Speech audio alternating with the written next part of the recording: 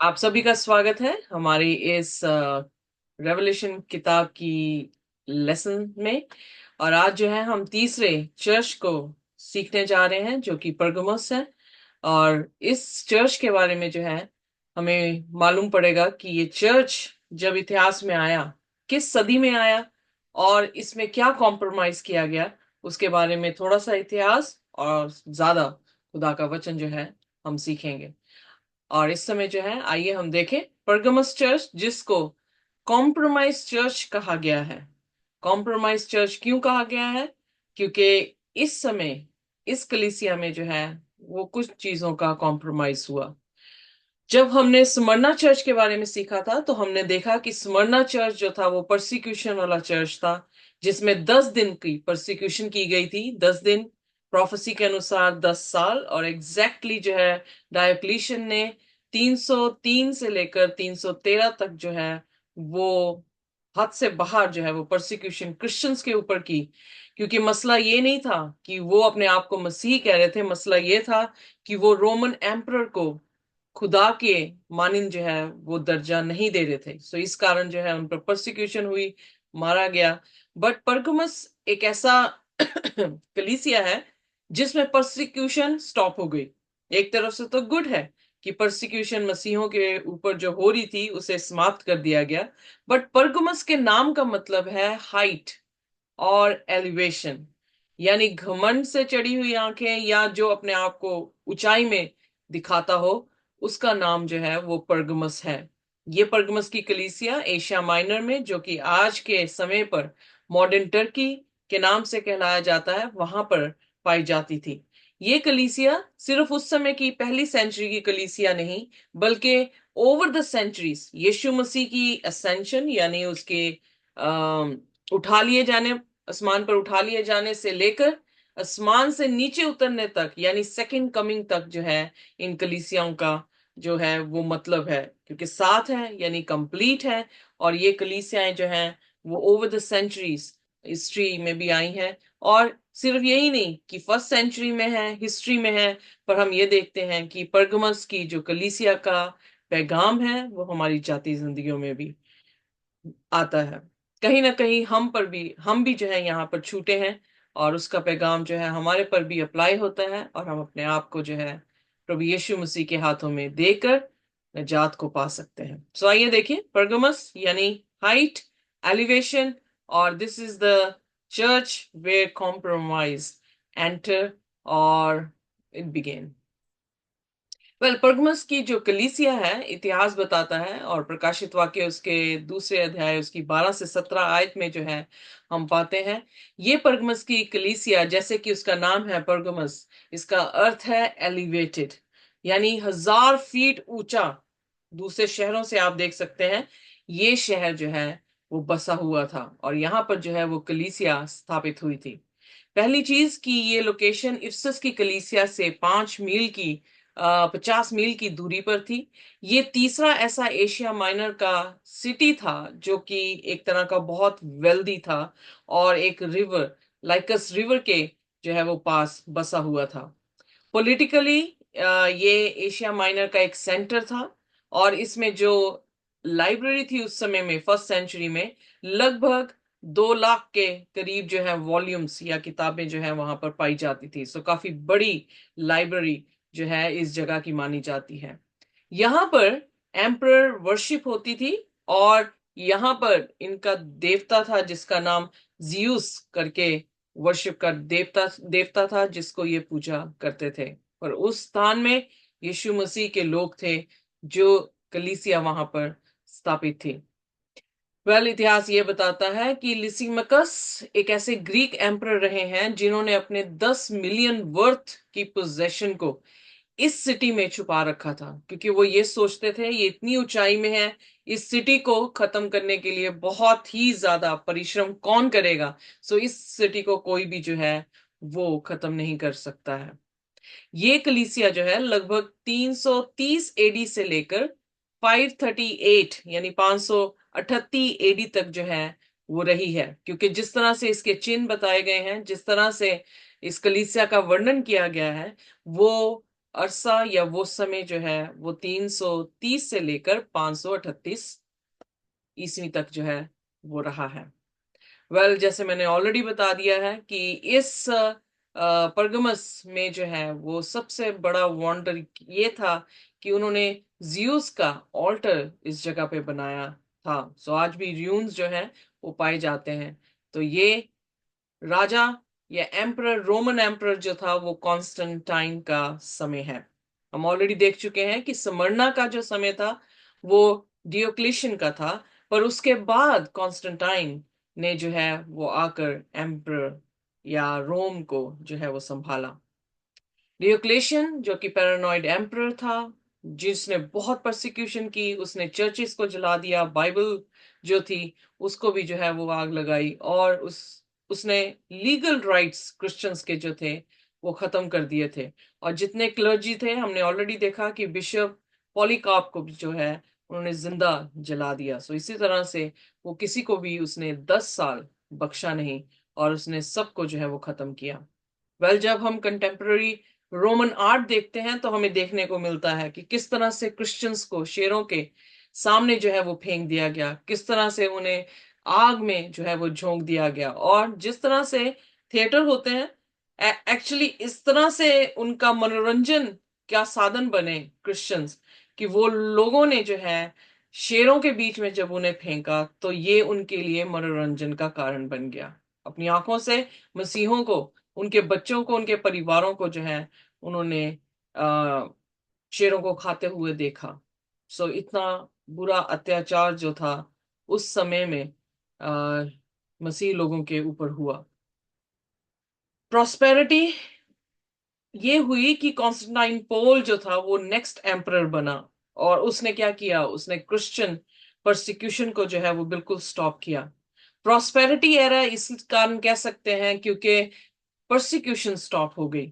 पर persecution stop होने के बाद वहां पर क्या शुरू हुआ, कॉम्प्रोमाइज, अमेलगमेशन जो है वो शुरू हो गई, यानी मिलावट क्रिश्चियन फेथ में जो है वो शुरू हुई। हीदनिज्म जो था वो इमर्ज हो गया चर्च में, क्योंकि शैतान ने पहले मार के क्रिश्चियनिटी को खत्म करने की कोशिश की, पर जब उसने देखा कि उनके खून बहाने से क्रिश्चियनिटी और फैली है, तो उसने क्या किया, शैतान ने दूसरी स्ट्रेटजी जो है वो शुरू की, और वो ये कि वो उनके साथ, उनके बीच में आ गया। सो रोमन कॉन्स्टेंटाइन एम्परर जो था रोम का, उसने जो है क्रिश्चियनिटी को बढ़ावा दिया। अब कैसे दिया, आइए देखिए इतिहास क्या बताता है। ये उसी तरह से हुआ जैसे बलाम ने बालक राजा को जो है वो ट्रिक दी, ताकि, क्योंकि बालक ने ये कहा था कि जाके इज़राइल को कर्स कर, और बलाम कर नहीं पाया क्योंकि परमेश्वर ने ऐसे होने नहीं दिया। पर उसने कुछ अलग सी फिर ट्रिक दी, जिस कारण जो है इज़राइल पर परमेश्वर का श्राप आ सके। उसके कहानी के बारे में हम थोड़ा सा और जिक्र करेंगे, पर आइए इससे पहले कि इस कहानी में जाए हम इतिहास में जाएंगे। इतिहास ये बताता है कि कॉन्स्टेंटाइन पोल को जो है एक स्वप्न आया, जिसमें उसने क्रूज देखी, और उसने कहा इस क्रूज के जरिए तो पूरी दुनिया को कॉन्कर करेगा। वेल बहुत सारे लोग ये सोचते हैं कि कॉन्स्टेंटाइन पोल जो था, या कॉन्स्टेंटाइन जो था एम्परर, वो कन्वर्ट हो गया। पर सिर्फ एक ही ऐसा हिस्टोरियन था जिसने इसके बारे में बताया कि उसको स्वप्न आया। उसका नाम था यूसिबियस, जो कि सिसीलिया का था। 260 से लेकर 340 तक ये शख्स जो है वो जीवित रहा। जब मैं विकिपीडिया में इसके बारे में पढ़ने गई तो उसने मुझे ये बताया कि ये ग्रीक साइरो पैलेस्टीनियन हिस्टोरियन था क्रिश्चियनिटी का। बट बाद में 314 में इसे बिशप बना दिया गया, जो कि एक तरह की प्रमोशन है जो इसे दी गई थी। तो क्यों ऐसी प्रमोशन दी गई? बहुत सारे थियोलॉजियंस, बहुत सारे हिस्टोरियंस ये कहते हैं कि यही क्यों, सिर्फ यही शख्स क्यों था जिसने उसको ये प्रूव करने की कोशिश की कि वो क्रिश्चियन बन गया, जबकि उसकी हरकतें या उसके कार्य जो थे वो क्रिश्चियनिटी के नहीं थे। बट उसके बाद इसे प्रमोट किया गया, इसे बिशप बनाया गया चर्च का। तो इसका मतलब कुछ इन दोनों के बीच में ताल्लुक था, जिससे जो है ये लिखने के बाद ये बिशप बन गया। इसी ने लिखा है, Constantine saw with his own eyes the trophy of the cross of light in the heavens above the sun and bearing this inscription, conquer by this. So उसी ने लिखा है, यूसिबस ने, कि कॉन्स्टेंटाइन को यह स्वप्न आया था, इसलिए उसने मसीहोत को कबूल कर लिया, और सारी की सारी आर्मी जिसमें मसीह भी थे और गैर जाति भी थे, उन सभी को एक विश्वास में जो है वो लेकर आया, जो कि मसीहत का विश्वास था। पर क्या वो पूर्ण तौर से मसीहत के विश्वास में लेकर आया? नहीं। मैक्सेंटियस और कॉन्स्टाइन की लड़ाई जो है वो मिलवियन ब्रिज में जो है वो हुई है, और इसी ब्रिज में इसने ये बात कही कि मुझे खुदा ने दर्शन दिया है कि मैं क्रूस को निशान बनाऊं, और फिर उसके बाद सारी दुनिया जो है वो मेरे हाथों में होगी। ये लगभग 28 अक्टूबर 312 में जो है वो देखने को मिला। पर जब हम इसकी कारीगरी, इसकी आर्च जो है वो देखते हैं रोम में, तो वहां पर यह फाउंड आउट किया गया, क्योंकि बहुत सारे हिस्टोरियंस और थियोलॉजियंस जब इसकी कारीगरी को देखने गए इसके शहर में, तो उन्होंने पाया कि इसमें कोई भी क्रूस का निशान नहीं था। उसने जो भी अपनी बिल्डिंग्स बनाई हैं उन सभी में जो सन गॉड था, जो कि उनके ग्रीक का गॉड था। So it was quite interesting, बड़ा दिलचस्प रहा उनके लिए ये जानना कि जिस व्यक्ति के लिए यूसबियस ने ये कहा कि इसने मसीह को देखा और इसने मसीह को कबूल किया था, तो फिर उसके बाद उसकी बिल्डिंग्स में यीशु मसीह का क्रूस क्यों नहीं है?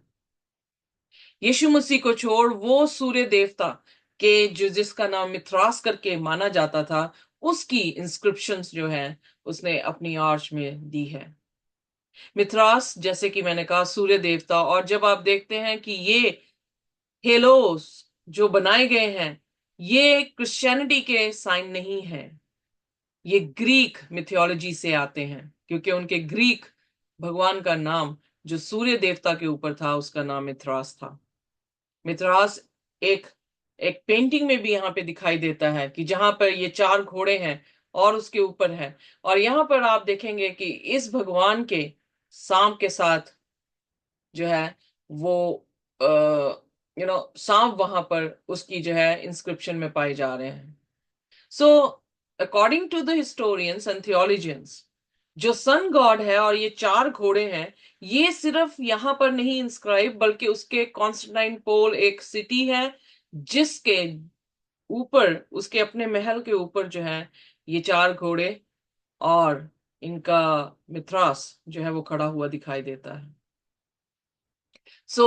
हाँ, हमारे क्रिश्चियन वर्ल्ड में थियोलॉजियंस जो हैं वो ये विश्वास करते हैं कि ये शख्स तब्दील नहीं हुआ था, क्योंकि इसके ये बनाए जाने पर, क्योंकि जब इसने रोमन कैथोलिक चर्च को अपना अधिकार दिया, उसके बाद ये कॉन्स्टेंटाइन पोल में जब आ गया, तो इसके तख्त के ऊपर जो है ये चार घोड़े और सूरज देवता का चिन्ह है। सो कॉन्स्टेंटाइन पोल जो था, या कॉन्स्टेंटाइन, बहुत ही महान एम्परर कहा गया, क्योंकि कहा यह गया कि क्रिश्चियनिटी में कन्वर्ट हो गया, और इसने परसिक्यूशन को जो है वो स्टॉप किया, बंद कर दिया, और बहुत सारे गिफ्ट्स इसने चर्चेस को दिए, चर्च बिल्डिंग्स जो है इसने डोनेट कर दी। इसलिए आप देखेंगे कि जितनी भी रोम में चर्चेस हैं, वो सारे चर्चेस में मूर्तियां हैं, क्योंकि वो उनकी बिल्डिंग्स थी, उनके भगवानों की बिल्डिंग्स थी, और उन्होंने उनके स्टैचूज जो हैं वो लगाए हुए थे। बट जब चर्चेस को उन्होंने डोनेट किया, तो चर्चेस ने उन्हीं मूर्तियों को अलग अलग नाम देकर उनको पूजना शुरू किया। सो कॉन्स्टेंटाइनपोल इस्तंबुल यानी टर्की में आज जो है वो पाया जाता है। जब आप देखते हैं रोम को, वेटिकन सिटी को, और आप देखेंगे कि वहां पर जो है मूर्तियां हैं, और उन मूर्तियों को जो है उन्होंने संतों के नाम से जो है वो बुलाया है, और लोग जो है इन मूर्तियों की पूजा करते हैं। एक और चीज बड़ी इंटरेस्टिंग जो मुझे देखने को मिली वो ये थी कि कॉन्स्टेंटाइन पोल जो था, कॉन्स्टेंटाइन जो एम्परर था, उसने और क्या किया? पहली बात, वो क्रिश्चियन नहीं था। He was a worshipper of Mithras, sun god का वर्शिपर था। He was responsible for making resting on Sabbath illegal and changing the Sabbath to Sunday. ये उसने कन्वर्जन किया था जिसने सब्बत को विश्राम दिन छोड़कर उसने संडे को विश्राम दिन जो है वो ठहराया। फिर उसके बाद he celebrated the birthday of Yeshua on the same day as the birth of Satan or Mithras. December 25th is not the day of God's birthday.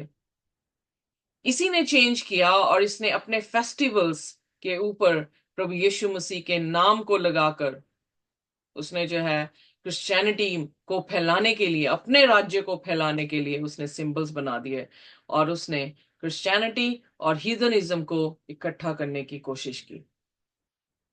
इसलिए जो दिन उसने ठहराए हैं वो आज भी मनाए जाते हैं। लोग जानते नहीं कि ये दिन बनाने वाला कौन था। None else, Roman emperor Constantine. फिर बाइबल इतिहास बताता है कि December 25th would never be the day Joshua or Yeshua would choose to be born. ऐसा कोई दिन नहीं था जो खुदा ने, अगर खुदा ने दिन देना होता क्रिसमस का तो उसने कलाम में लिख देना था, पर क्योंकि उसने दिन नहीं दिया तो हम व्यर्थ ही हैं कि उसी दिन को जो है वो मनाते हैं। जो दिन दे रखा है उस दिन को नहीं मनाते, जो दिन नहीं दे रखा पूरा क्रिश्चियन वर्ल्ड उन दिनों को मनाता है जिसका जिक्र परमेश्वर के कलाम में बिल्कुल भी लिखा नहीं। ये बर्थ डेट थी उनके पेगन यानी जो अंधविश्वासी थे उनके देवी देवताओं की, मिथरास, तमूज।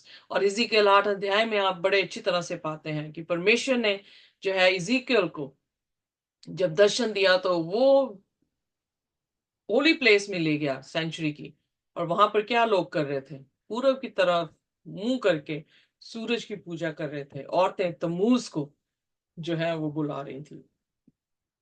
तमूज सन गॉड है। एंशियंट बेबीलोन जो था वो भी जो है वो सूर्य देवता की इबादत करते थे। बैल मर्दुक जो था उनका भगवान था, वो भी सूरज की। आज हिंदुइज्म में आप देखते हैं किसकी पूजा करते हैं, सूरज की। सुबह उठते ही जो है वो पानी चढ़ाते हैं, सूरज की जो है वो पूजा करते हैं। वो बनाते हैं वो लोग भी। हिंदू हिंदूज ब्रदर मतलब हिंदुज्म के हिसाब से जो संडे होता है वो सन वाला डे ही होता है। और इस दिन स्पेशली कई लोग बोलते हैं कि आप सूरज को पानी दे, क्योंकि वो दे मतलब उस हिसाब से वो चला। Okay, thank you very much sister ji. हम तभी देख रहे हैं यहाँ पर कि कौन चेंज करने वाला था, रोमन एम्परर कॉन्स्टाइन। और फिर ये चेंज जो किया है प्रभु यीशु मसीह के कलाम में चेंज नहीं है, ये कॉम्प्रोमाइज हुआ है जो कि परगमस की कलीसिया के दौरान हुआ था। फिर उसने एडिड ऑफ मिलन जो है लिटरेचर लिखा जिसमें उसने कहा कि परसिक्यूशन बिल्कुल भी जो है खत्म कर दी जाएगी, कोई परसिक्यूट नहीं करेगा क्रिश्चियनिटी को, पर क्रिश्चियनिटी को एक्सेप्ट करेंगे क्योंकि क्रिश्चियनिटी में सन ऑफ गॉड है, और जो सन गॉड है उन दोनों को उसने क्या कर दिया, मिक्स कर दिया। और इस तरह से संडे वर्शिप जो है वो वर्ल्ड में एंटर कर गई। आइए अब इंट्रोडक्शन देखते हैं। यीशु मसीह जब इस कलीसिया को, इस टाइम पीरियड को खत लिख रहा है तो इस टाइम पीरियड में वो क्या कहने की कोशिश कर रहे हैं। आइए देखिए परगमस सॉरी प्रकाशित वाक्य उसका 2 अध्याय और उसका 12वां वचन। पेरगमुन की कलीसिया के दूत को ये लिख, जिसके पास दो धारी और तेज तलवार है, वह ये कहता है, मैं ये जानता हूं कि तू वहां रहता है जहां शैतान का सिंहासन है। Okay wait a minute sister ji, यहाँ पर जो दूत यानी मैसेंजर, जो प्रचारक है चर्चेस के, और स्पेशली किसके, परगमुस के जो प्रीचर है उनसे लिख, कौन लिख रहा है? दीज थिंग्स सेड ही, वो लिख रहा है which has the sharp sword with 2 edges. कौन है बाइबल में जिसकी स्वॉर्ड है और वो भी 2 एज्ड है, 2 धारी तलवार है? बाइबल किसको कहती है? जब हम इब्रानियों उसकी 4 और उसकी 12 आयत को देखते हैं तो खुदा के कलाम को, खुदा को जो है यहाँ पे दर्शाया जा रहा है कि खुदा की शब्द जो है वो कैसे हैं, 2 धारी तलवार के मानिंद है, जो कि हमारे हर एक चीज को नो बड़ी खूबसूरती से लिखा, which piercing even to dividing asunder of soul and spirit and of the joints and marrow, and is the discerner of thoughts and intent of the heart. So कहने का अर्थ है कि परमेश्वर का कलाम दो धारी तलवार है, जिधर भी चलेगी उधर से ही वो काटेगी। तो क्यों काटती है? क्योंकि खुदा हमारे दिलों को, हमारे गुर्दों को, हमारी इंटेंशंस को जो है वो जानता है। सो कॉन्स्टेंटाइन जो था, उसके स्टैचू को जब हम यॉर्क मिंस्टर यूके में देखते हैं, तो ये स्टैचू जो है आपके सामने जो है वो यहाँ पे दिखाई देता है। उसके हाथ में क्या है? स्वॉर्ड है। जब कॉन्स्टेंटाइन इस चर्च को रूल कर रहा था, तो उसके हाथ में स्वॉर्ड थी। जीसस भी अपना इंट्रोडक्शन उसी तरह से दे रहे हैं। क्या दे रहे हैं? कि वो खत लिख रहा है जिसके हाथ में क्या है? दो धारी तलवार है। दो धारी तलवार यानी वो अपनी स्ट्रेंथ को दिखा रहे हैं कि तुम इससे डर रहे हो जिसके पास ये तलवार है, मैं वो परमेश्वर हूं जिसके पास दो धारी तलवार है, जो हर एक की चीजों को काटता है, हर एक के पापों को भी काट सकता है, हर एक को जज करता है। और कैसे जज कर रहा है? उनके ख्यालों से, उनकी इंटेंशन से, जैसे वो रखते हैं। और फिर उसके बाद वो एफर्मेशन क्या कर रहा है? एफर्मेशन तो वेल है ही नहीं दिख रही। आइए देखिए कि क्या कहता है। आई नो दाई वर्क्स। तू मेरा नाम तू मेरे नाम पर स्थिर रहता है और मुझ पर विश्वास करने से उन दिनों में भी पीछे नहीं हटा जिनमें मेरा विश्वास योग्य साक्षी अंतिपास तुम्हारे बीच उस स्थान पर घात किया गया जहां शैतान रहता है। ओके, सो क्योंकि अंग्रेजी में सबसे पहले उसने ये कहा, I know thy works, where thou dwelleth, even where Satan's seat is। जब इस स्टैचू को आप देखते हैं तो क्या देख रहे हैं? क्या क्या चीजें यहाँ पे देखने को मिलती हैं? कॉन्स्टेंटाइन की स्वॉर्ड, जी कॉन्स्टेंटाइन की सीट। जी सो परमेश्वर ने क्या कहा? मैं जानता हूं तुम्हारे काम, जहां तुम रहते हो वहां पर किसकी सीट है? शैतान की सीट है। शैतान क्या है? बाइबल में शैतान को क्या कहा गया है?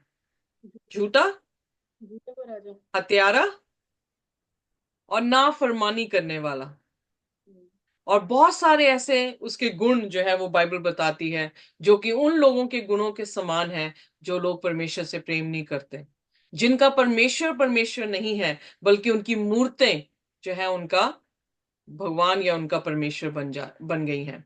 बट उस दौरान में भी जब कॉन्स्टेंटाइन ने सारी एमेलगमेशन की, जब सच्चाई को झूठ के साथ उसने मिक्स कर दिया, तब भी उसमें कुछ ऐसे लोग थे जिन्होंने परमेश्वर के नाम को जो है वो पकड़े रहा, और उन्होंने प्रभु यीशु मसीह का बिल्कुल भी इनकार नहीं किया।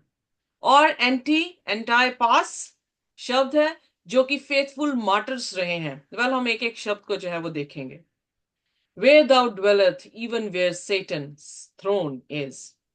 इतिहास बताता है कि एडी 305 से लेकर 337 तक क्या हुआ कि कॉन्स्टेंटाइन जो था वो एम्परर था। उसने परमेश्वर के लोगों को किसके हाथों में कर दिया?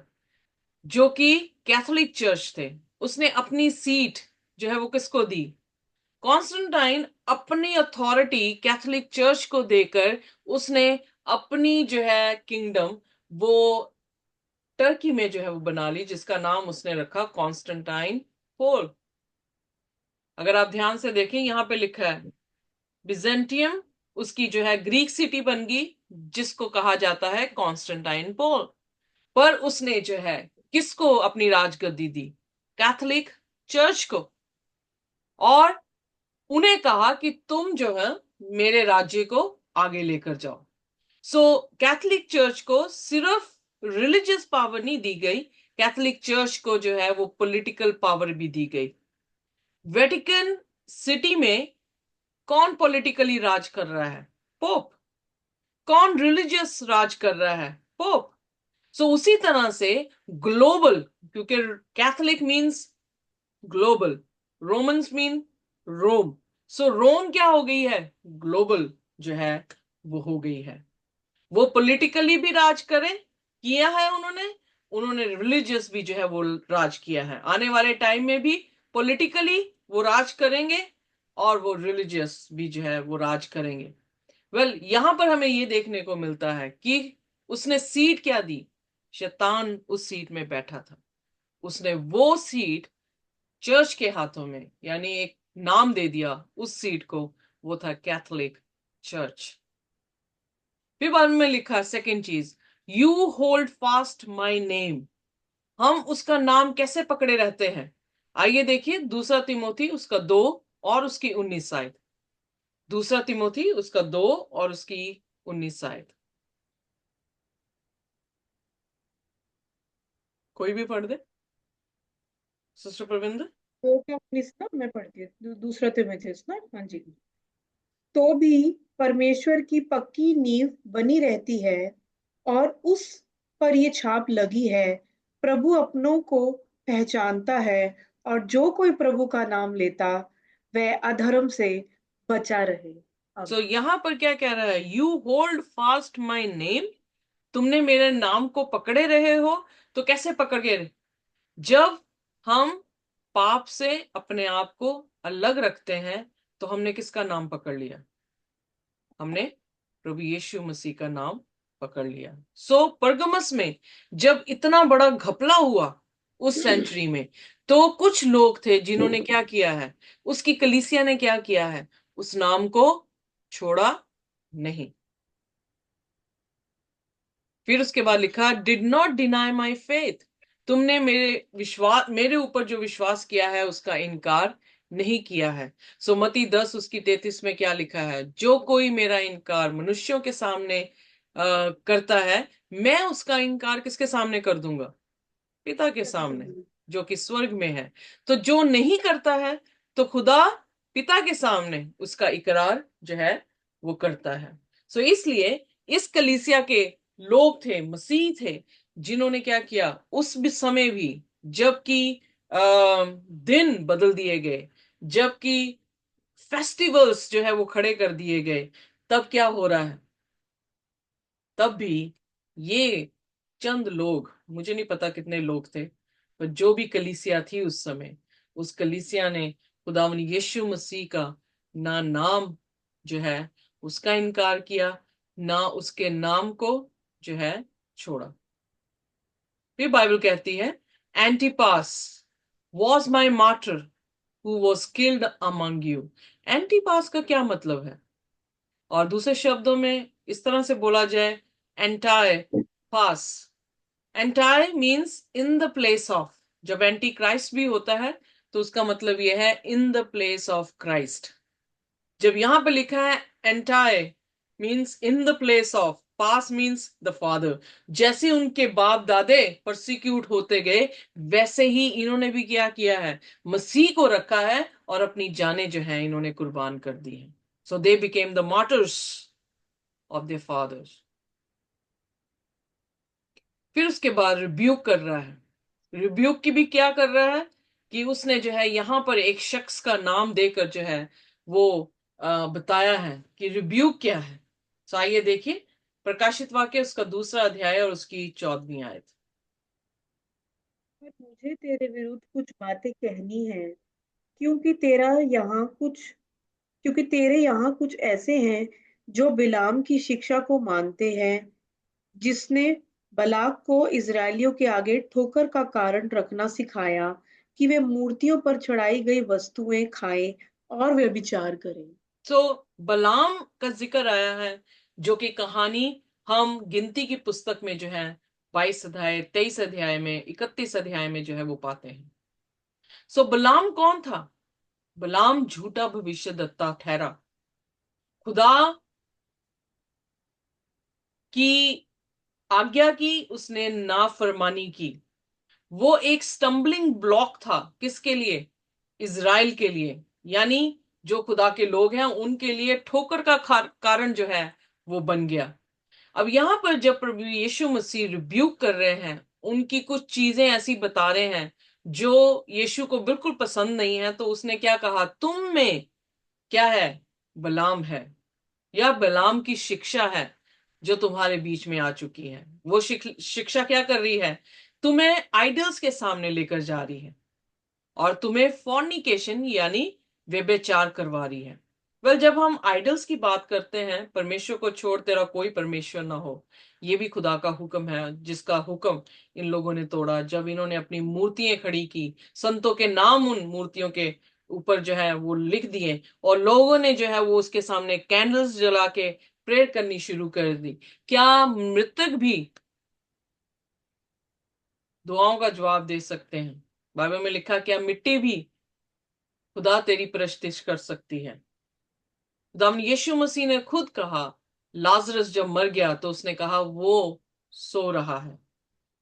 जब बेटी को जिलाने गया, 12 साल की बेटी जो मर गई थी, तो यीशु ने उनसे क्या कहा, ये सो रही है। जब मौत एक नींद के मुताबिक है, तो फिर कैसे हो सकता है कि जो मर गए हैं उनसे हम प्रार्थना कर सकें? पहली बात, यीशु मसीह मुर्दा नहीं है, तो उसकी इमेज, उसकी स्वरूप जो हम बना रहे हैं उन संतों का नाम लेके जो मर चुके हैं, वो किस तरह से यीशु मसीह को दिखा सकते हैं? इसलिए खुदा घृणा करता है इस बात से जब हम मूर्तियों के सामने अपने माथे को टेकते हैं। फॉर्निकेशन, अडल्ट्री दिखाई जाती है, यानी परमेश्वर को छोड़ आपने अपने संबंध किसी और के साथ जो है वो बनाए हैं। इसलिए बलाम की शिक्षा क्या थी, बलाम की कहानी क्या थी?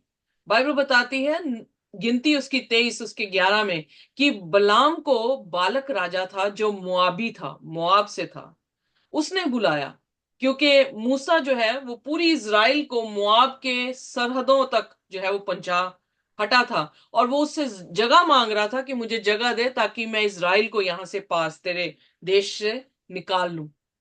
बट वो नहीं देना चाह रहा था। उसने बलाम को बुलाया जो कि खुदा के नबी का नाम रखता था और माना जाता था कि खुदा का नबी है। बलाम ने दुआ की और परमेश्वर ने उससे कहा कि इन्हें कह कि तू ये चले जाए। तो वो चले गए, बलाक के पास जाके कहने लगे कि वो नहीं आया।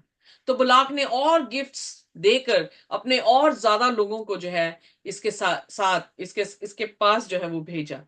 जब भेजा, ऑलरेडी खुदा कह चुका था कि तूने नहीं जाना, पर फिर उन्हें क्या कहता है, तुम ठहरो, मैं दोबारा से दुआ करता हूं, शायद खुदा मुझे अनुमति दे दे।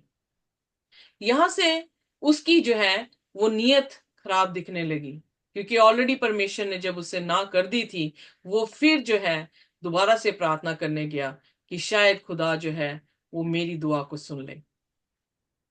खुदा ने कहा तू जाना चाहता है तो तू जा। तो ये चल दिया, इसने अपनी गधी के ऊपर बैठा, और गधी ने जो है वो फरिश्ता तलवार के साथ खड़ा हुआ देखा। तो वो कहानी बहुत ही प्रचलित है कि गधी भी जो है इसको, गधी को मारा गया, और गधी बोली कि आज तक तो मैं तेरी सेवा करती रही हूं, पर मैं क्या करूं, मेरे सामने जो है वो स्वर्गीय दूत है जो तलवार लेके खड़ा है। नबी कौन था? गधी नहीं थी, नबी बलाम था। पर देख कौन रहा है खुदा की चीज को? गधी देख रही है। बलाम की आंखें बंद हो गई। शैतान, दूसरा करंथियन उसकी 4:4 में लिखता है कि इस संसार के परमेश्वर ने, ईश्वर ने लोगों की जो विश्वास नहीं करते उनकी आंखों को अंधा कर दिया है। बलाम ने विश्वास नहीं किया, बलाम अंधा हुआ। बलाम जो है वो निकल पड़ा, क्योंकि वो क्या था, ग्रीडी था, लालच आ गया था कि मुझे इनाम मिलेगा। उसने खुदा के इनाम से बढ़कर इस अर्थ के इनाम को जो है वो ज्यादा वैल्यू दे दी। और वहां जाता है, परमेश्वर कहता है, फिर बात होती खुदा से, फिर कहता है कि ठीक है तू जाना चाहता है, पर तू कर्ज नहीं करेगा, जो मैं कहूंगा वही तू कहेगा। तो चल देता है। पर यहां पर बलाक 3 बार अटेम्प्ट करता है और वेदी चढ़ाता है, पर तीनों बार वो अपनी जुबान से इज़राइल के लिए जो है वो ब्लेसिंग दे रहा है। तो बलाक उससे, बलाम से कहता है, क्या करता है तू? मैंने तुझे कर्ज देने के लिए बुलाया है और तू उन्हें क्या देता जा रहा है? आशीष देता जा रहा है। वेल, जब हम दूसरा पत्रस उसका 2 उसकी 15 आयत में पढ़ते हैं, तो वहां पर भी बलाम का जिक्र है। और वहां पर यही लिखा गया है कि जिन्होंने सच्चे रास्ते को छोड़ दिया है और भरमाए गए हैं, उन्होंने किसके रास्ते को अपनाया है? बलाम के। क्योंकि बलाम ने किसकी वेजिस को प्यार किया?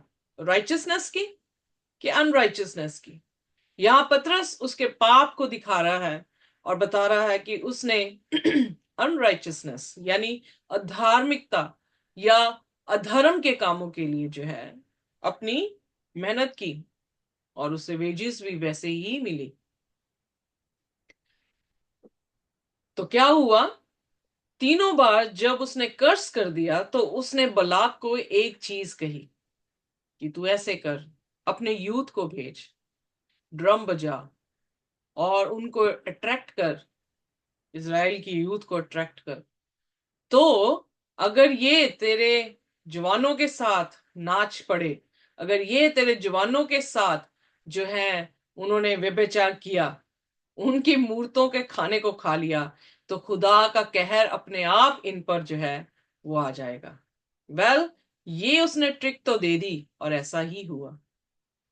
गिनती उसके 25 उसके पहले में लिखा है, इज़राइल शितिम में सारे के सारे जो है नौजवान इकट्ठे होकर किसके साथ प्रोस्टिट्यूट कर रहे हैं, किसके साथ व्यभिचार करने लगे? मुआब की बेटियों के साथ।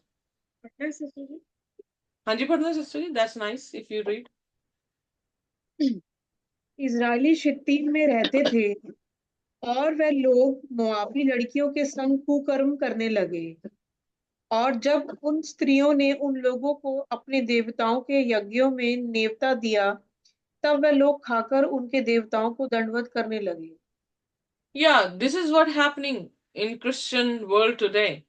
प्रभु यीशु मसीह इसीलिए गैर जातियों के साथ हमारे संबंध को बनाने के लिए नहीं कहता।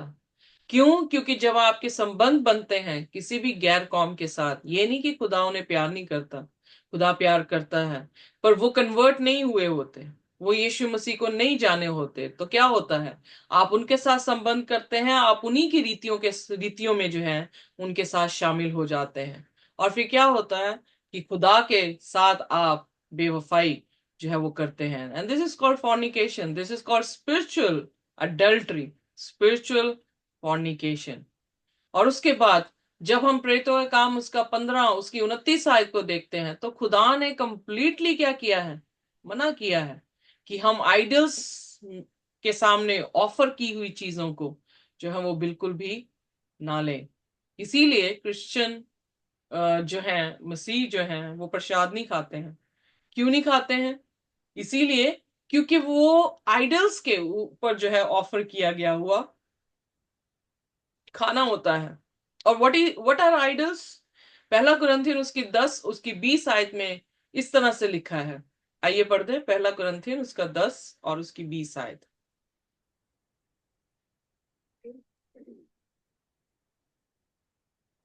जी। नहीं, वरन यह कि अन्य जाति जो बलिदान करते हैं वे परमेश्वर के लिए नहीं परंतु दुष्टात्माओं के लिए बलिदान करते हैं। और मैं नहीं चाहता कि तुम दुष्टात्माओं के सहभागी हो। तो यहां पर बहुत ही क्लियर है, पौलुस कह रहा है क्योंकि दो ही पावर्स हैं जो काम कर रही हैं, एक खुदा की और एक शैतान की। अगर खुदा आइडल्स में नहीं बस रहा तो फिर कौन बस रहा है? किसकी टीचिंग है वो? किसका ग्राउंड है? किसका प्लेटफॉर्म हुआ फिर वो? शैतान दुष्टात्माएं। का। इसलिए पौलुस क्या कह रहा है? इसीलिए क्रिश्चियन, चाहे लोग उनसे नफरत करते हैं इस बात के लिए, पर क्रिश्चियंस को पता होना चाहिए कि वो क्यों प्रसाद नहीं खाते। वो इसलिए प्रसाद नहीं खाते क्योंकि वो प्लेटफॉर्म खुदा का नहीं है, शैतान का प्लेटफॉर्म है। वो आइडल्स क्या हैं? डेवल्स हैं, शैतान है। वो इसलिए मना करता है कि उनके साथ सहभागिता ना करें। और फिर क्या हुआ जब इज़राइल ने किया? गिनती उसके 25 उसकी 3 में इज़राइल ने जो है उनके साथ जो है व्यभिचार किया। और उनकी मूर्तियों के सामने प्रणाम किया। हाँ जी, पढ़ सिस्टर। यो इजरायली बालपोर देवता को पूजने लगे।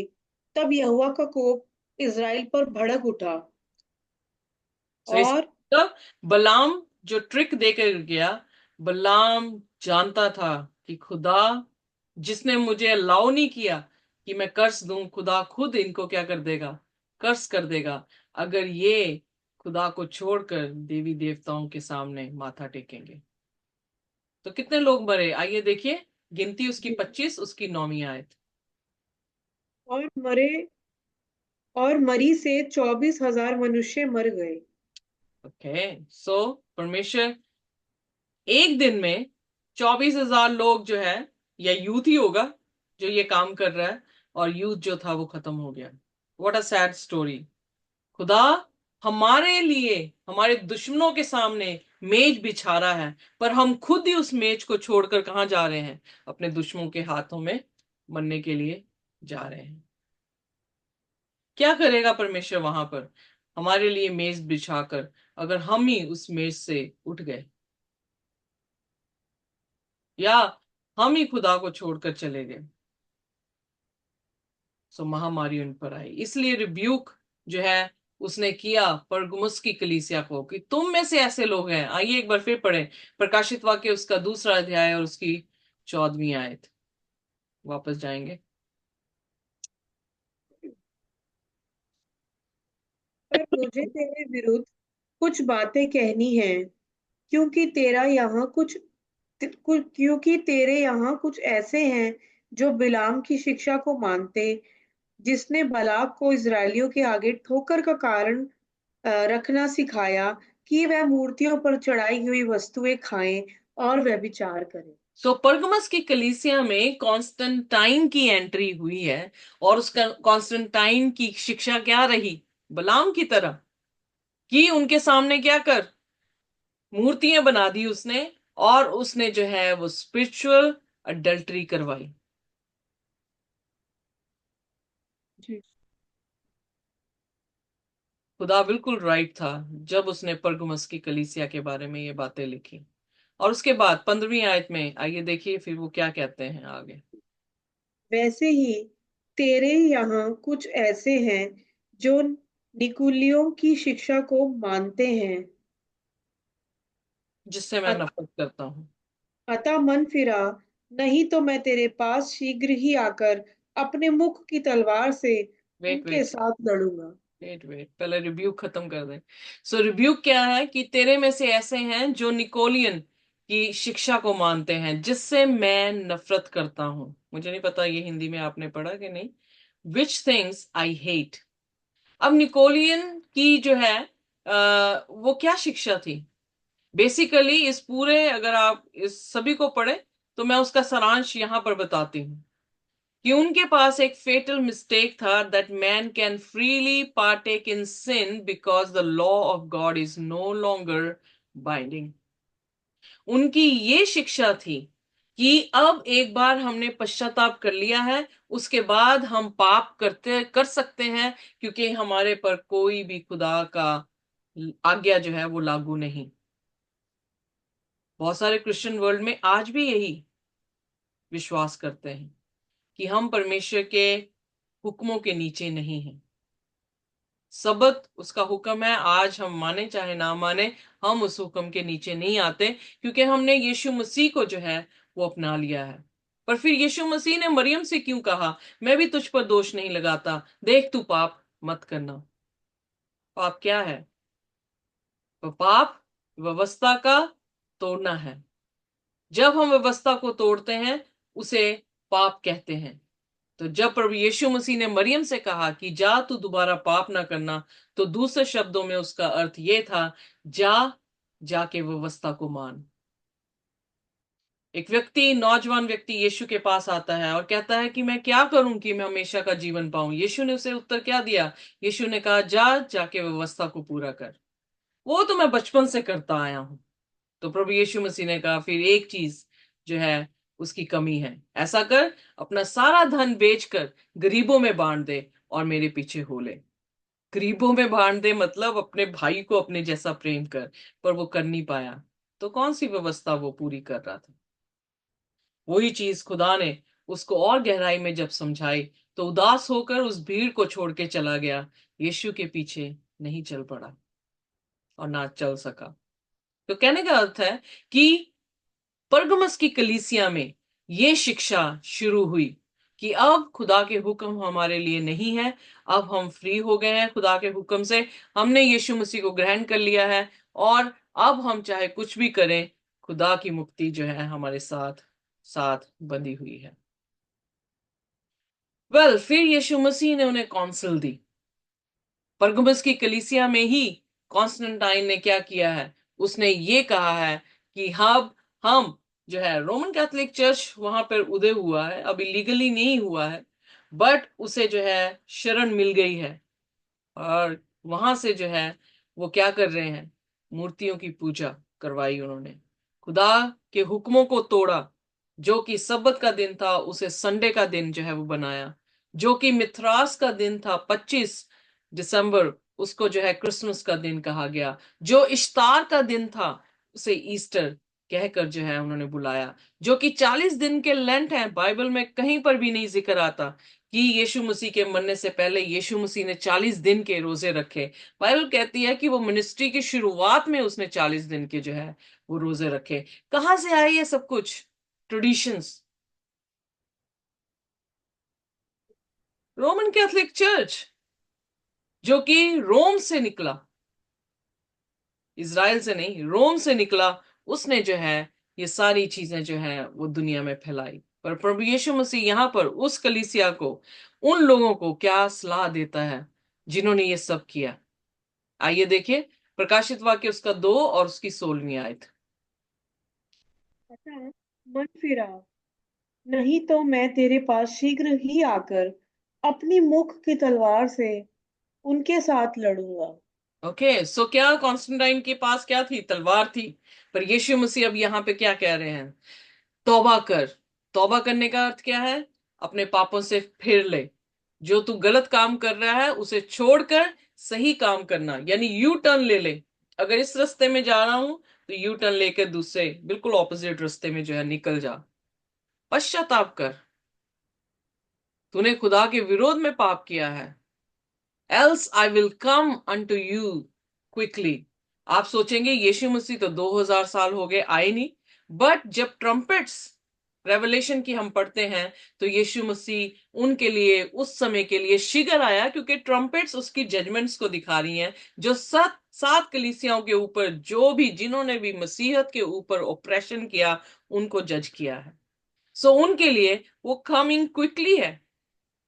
फिर उसने कहा कि मैं अपनी जुबान की तलवार से तुम्हारे साथ लड़ूंगा। खुदा की शब्द में सामर्थ है। उसने कहा और सृष्टि बन गई। तो अगर वो उससे कह दे कि तू खत्म, तो वो उसी दिन जो है वो क्या है, खत्म है। इसीलिए दृष्टांत दिया एक व्यक्ति का जिसने बहुत सारी उपज ले ली, उसके गोदाम भर गए, और उसने कहा है जान खा पी और ऐश कर। तो आवाज आसमान से आई, उसने कहा हे मूर्ख, अगर आज ही तेरा श्वास तुझसे ले लिया जाए तो हु हैज द पावर, किसके पास पावर है हमें जिंदगी और मौत की? खुदावन खुदा के पास। पर फिर भी हम डरते नहीं हैं। हम उन मूर्ख के समान हैं जो कि नीति वचन में लिखा, मूर्ख ने ये समझा कि देर इज नो गॉड, कि कोई परमेश्वर नहीं। और वो खुद ही अपनी लाइफ का जो है वो परमेश्वर बन के बैठ गया। जब हम अपने रियल लाइफ में हम ये महसूस नहीं करते कुछ भी काम करते हुए कि परमेश्वर मुझे देख रहा है, और परमेश्वर ही मेरी जिंदगी का परमेश्वर है, मुझे उसकी आज्ञा के अनुसार चलना है, तो फिर हम अपनी लाइफ अपने तरीके से जीना शुरू करते हैं, जो कि तरीका पवित्र नहीं होता, वो तरीका अपवित्र होता है। उसी तरह से परगमस की कलीसिया में भी जो कुछ भी एमेलगमेशन हुई है, जैसे मर्जी हीदनिज्म जो है क्रिश्चियनिटी में आया है, पर उससे भी खुदा ने उनसे कहा कि तुम तौबा कर लो, कि नहीं तो मैं जल्द आता हूं और अपनी मुंह की उस तलवार से तुम्हें तुम्हारे साथ लड़ने के लिए आता हूं। प्रकाशित वाक्य उसकी 19 उसकी 15 आयत में जब हम पढ़ते हैं तो हम पाते हैं कि यीशु मसीह सफेद घोड़े पर सवार अपनी आर्मी, जो कि फरिश्तों की आर्मी है, उसको लेकर इस धरती पर आता है। प्रकाशित वाक्य 19 अध्याय सेकंड कमिंग के बारे में बताता है। उसमें भी वो स्वॉर्ड का जिक्र कर रहा है कि जुबान से निकली हुई तलवार। अगर आपने निकाल दिया है तो मेरे साथ पढ़ दें प्रकाशित वाक्य 19 उसकी 15 आयत। जाति जाति को मारने के लिए उसके मुंह से एक ऐसी चोखी तलवार निकलती है, वह लोहे का राजदंड लिए हुए उन पर राज्य करेगा और सर्वशक्तिमान परमेश्वर के भयानक प्रकोप की जलजलाहट की मदिरा के कुंड में दाख रोन देगा। सो यहां पर सेकंड कमिंग को जो है दिखाया गया है। अब फाइनल जजमेंट जो है, the battle of Armageddon, final judgment को जो है यहां पर दिखाया गया है। सात कलीसिया की भी जजमेंट की है, ऐसा नहीं कि उनके उनके लिए जो है जजमेंट नहीं थी। बाकी कलीसियाओं की भी जजमेंट हुई है, पर ये आखिरी कलीसिया लौदीकिया की कलीसिया है जिसकी जजमेंट यीशु मसीह खुद आकर जो है वो करते हैं। हमारे लौदीकिया की कलीसिया, वी आर लोडिशियंस, हम लौदीकिया की कलीसिया हैं। पर वहां पे क्या देखने को मिलता है? हमारे समय पर भी लोगों ने जो है वो अपनी अपनी मूर्तियां बना रखी हैं। परमेश्वर को पूर्ण तौर से उसको जो है प्रसन्न करना नहीं चाह रहे हैं, पर क्या कर रहे हैं? ट्रेडिशंस, रीति रिवाजों को मानने की जो है वो कोशिश की जा रही है। अपने आप को परमेश्वर के समान बनाने की कोशिश की जा रही है। प्रचारकों को देखें, वो अपने आप को परमेश्वर समझ रहे हैं। मूर्ख हैं क्योंकि जानते नहीं, सोचते हैं कि देर इज नो गॉड। हमें कौन है जो हमें न्याय देगा? We are the people those who are doing miracles, wonders, science. कौन हमारे विरोध में हो सकता है? But there is God. Balaam ने भी ये सोचा कि वो चुप चुपते यहां से निकल जाएगा ट्रिक देके, पर वो निकला नहीं। आइए देखिए, गिनती उसकी 31 उसकी 8 में जजमेंट उसकी भी हुई। पढ़ दे मेरे साथ सिस्टर जी, गिनती की पुस्तक उसकी 31 और उसकी 8वीं आयत। और दूसरे झुसे हुए को छोड़ उन्होंने एबी, रेकेम, सूर, हूर और रेबा नामक मिघान के पांचों राजाओं को घात किया, और बोर के पुत्र बिलाम को भी उन्होंने तलवार से घात किया। मूसा ने आदेश दिया कि इन राजाओं को तो तुमने मारना ही है, पर किसको साथ में मारो? बलाम को, जिसने क्या की? उसने वेजेस ऑफ अनराइचियसनेस जो है वो उठाई। वो शहीद नहीं हुआ, वो क्या हुआ? उसका कत्ल कर दिया गया, क्योंकि उसने अपने कामों से इस जजमेंट को अपने ऊपर जो है वो लिया था। जो मैं आपको कलीसिया पढ़ा रही हूं, सील्स उसका ऑपरेशन, कलीसिया के ऊपर ऑपरेशन को दिखाएगा। ट्रम्पेट्स जो है परमेश्वर का न्याय उन कलीसियाओं पर कैसा आया उसके बारे में जो है वो बताता है।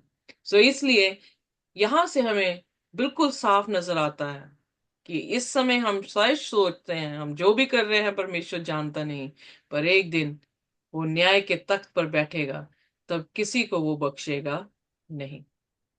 पर उसने प्रॉमिस भी किया। आइए देखिए प्रकाशित वाक्य उसका 2 और उसकी 17 आयत। जिसके कान हो वह सुन ले कि आत्मा कलीसिया से क्या कहता है। जो जय पाए उसको मैं गुप्त मन्ने में से दूंगा, और उसे एक श्वेत पत्थर भी दूंगा, और उस पत्थर पर एक नाम लिखा हुआ होगा जिस जिसे उसके पाने वाले के सिवाय और कोई न जानेगा। रोमी हुकूमतों के समय जो कोई भी रेस में जीतता था, जो जीता होता था, उसे एक वाइट स्टोन दिया जाता था जिस पे उसका नाम होता था। आज के टाइम में हमें ट्रॉफीज मिलती हैं, वहां पर हमारा नाम जो है वो लिखा होता था। यहाँ पर जो जय पा रहा है उसे हिडन मन्ना जो है वो दे रहा है। मन्ना क्या है? खुदा का वचन है। और ये खूबसूरती जो है वो आखिरी लोगों में भी जो है हमें देखने को मिलती है, जो कि 1,44,000 लोग हैं। हमारे टाइम में जो अंत के दिनों में परीक्षा आने पर भी वो खड़े रहने वाले लोग, जीवित लोग होंगे, उनको 1,44,000 जो है वो नाम या अंक दिया गया है। और उनकी विशेषता क्या है? उनके माथों पर परमेश्वर का नाम, वो मेमने के साथ खड़े हैं और उनके माथों पर पिता का नाम जो है वो लिखा गया है। और वो खड़े के कौन से कपड़े डाल के होंगे? व्हाइट, जो ये दिखाता है कि अंत के दिनों में भी जो जय पाएगा वो क्या होगा? उसे प्रभु यीशु मसीह सफेद पत्थर बनाएगा। हमने अपने घर किस पे बनाने हैं? पत्थर पर, पहाड़ पर। सो सफेद पत्थर यानी कॉन्करर होंगे, विक्टोरियस होंगे। और उनके माथे पर क्या होगा? पिता का नाम होगा। सो ये सिर्फ ये नहीं कि परमेश्वर ने परगमस की कलीसिया को ही वायदा किया है, पर यह वायदा हमारे साथ भी, जो अंत की कलीसिया है उसके साथ भी जो है वो पूरा करने पर है।